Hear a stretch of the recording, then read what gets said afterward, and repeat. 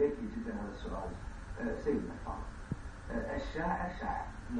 حتى الشاعر يجي يكتب لي مرات الشاعر يجي لنا يكتب لي بعض انشاء من الرسم الطب لان الشاعر راح يبعد هذا الانشاء اكيد. فالشعر شعر سيدنا والشاعر ذاته شاعر بالمنصه بالمنبري بالومضه بالاضبيه هو الشاعر شاعر. لكن اكو من يفرض على نفسه يقول انا متخصص بالمنبري.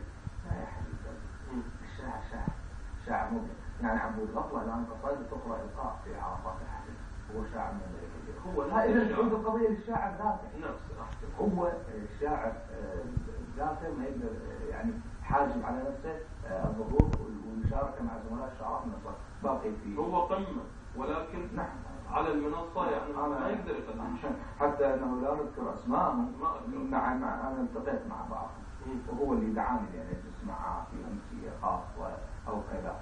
من وصلنا للقراءه قال انا استاذن عندي صداع راسي انت شاعر كبير وانت اللي دزيت علينا يعني. فيعني هاي حالة خاصة عن هذا ننشر السؤال. لكن مثل ما قلت بعض الشعراء يتهيأ من المنصة يقول أنا شاعر من ذلك والله هو مبدع. أنا أعرف والله كبير بس يسوي ما أدري هاي شنو العلة ليش الصوت من الظهور المباشر للمنصة يعني من الجمهور ليش إلا عن طريق الإخوان المرشدين والإخوان الوالدين. أقول بالنجف الأشرف الآن الشباب اللي أمثال زيد السلامي وكثير من المبدعين بدأوا يزاحمون الشعراء الكبار. شنو اللي أضافوه زيد السلام والشباب حتى زاحموا الكبار؟ بالمناسبة واحنا امتداد طبيعي لعبود الغفور عبد السلام الشواعلي هذا القصابي هذه الاسماء الكبيرة بالاضافة الى انهم نعيش وعاصرنا شعراء كبار وفوق مثل الاستاذ صباح حميد والاستاذ عبد المجيد المعروف وهكذا تحياتنا ايضا.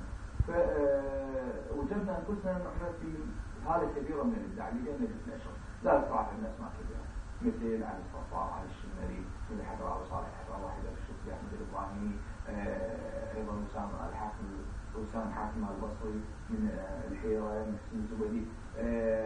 يعني قال الاستاذ زيد شو تعرفهم كبار اذا ما تجيهم دعوات مثل ما اجت لزيد السلام؟ هاي القضية بعد انا ما ادري شو التنسيق. يعني الشاعر شلون يوصل صوت هو مبدع. نعم عندنا شباب مبدعين من خلال اتحاداتنا ومؤسساتنا والاعلام الشعري ايضا له دور. يعني جنابك الاعلامي في قناة الغدير الفضائية الان تستخدم الشباب وغيرهم المفروض باقي القناة ايضا تحت حد تجي مثلا سيد نعمان انت يجي ابو القناه سين مثلا عنده برنامج شعري يا سيد نعمان انت قدمت هذا الكلام نرشحنا من هذه الاسماء هذه قضيه تعود للاعلام.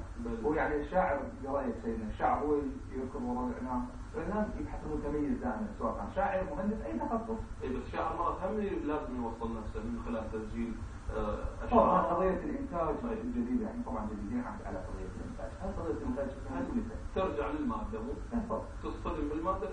انا مره سجلت قصيده حطيت عليها 150 بصراحه اقول اخذت صوت يوجد انه في اراده توزيعنا وكون الطبع ويعني تكلف مليون دينار انا قصيده حافظها.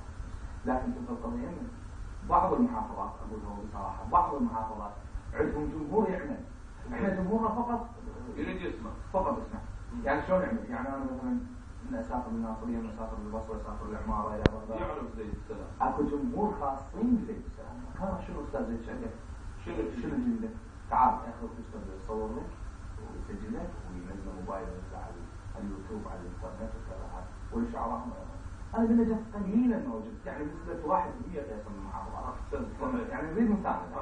انا ما اللوم كله على جمهورنا لا جمهورنا يعني حتى ايضا له همومه الخاصه وكذا لكن نحتاج مساعده الجمهور خصوصا اصحاب السلام. اقول شيء واحد بعد زيدهم صراحه اريد اسمع منك. لو صارت مهرجانات ومثل ما شفنا يعني من مهرجان اللي اقاموه ابناء النجف الاشرف على قناه الغدير يعني شفت الفطاحل اللي قروا بالاسماء كبيره اللي زاحموا ذولا يعني بصراحه هو يعني اسماء معدوده يعني مثل زيد وكم اسم.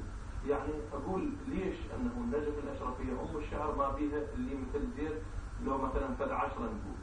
فقد سيدنا كبير الجنوب صراحه قد الفرصه ما جاءت من الفرصه الاعلاميه ولا هاي بالنجف هاي المهرجانات وهاي احنا ندعوه. انا عملت في مجال الاعلام ما خليت اسم من هاي الاسماء يعني ما بتسجل ولكن هو كسل الظاهر للشعر يعني هو الشعر ايضا